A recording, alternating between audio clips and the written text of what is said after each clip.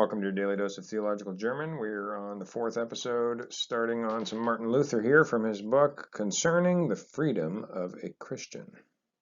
So this sentence actually begins with a pronoun, and this is going to be third person plural, which you know because you have a third person plural verb, and so you'll want to pick this pronoun up as third plural as well. They, not she. They, it's referring to the commandments, which the previous sentence told us are written and taught to us. And yet, thereby, being written and taught to us, do not get done. And so this is kind of expanding on that thought in Luther's writing here. This adverb, wohl, you could think of the English word well. In this context, you got to think of a phrase like very well or something like that. And so the sentence kind of begins with, they, teach well enough, or something like that. They show, they show well enough. But they help not.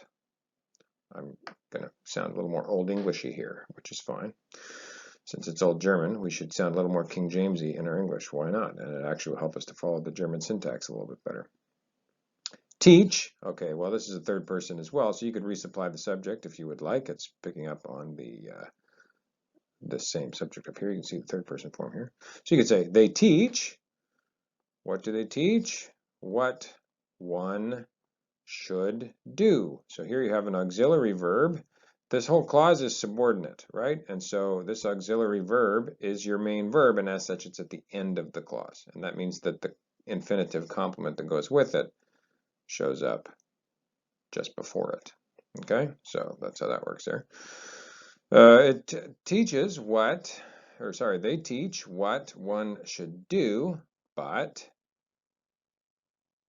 they give no strength to do so. Remember in yesterday's episode I talked about these da words. If you translate this as there and this with a basic gloss to, you could say but they give no strength thereto. And you can kind of see, it sounds like an archaic English expression. They give no strength thereto, or to it. To what? To doing.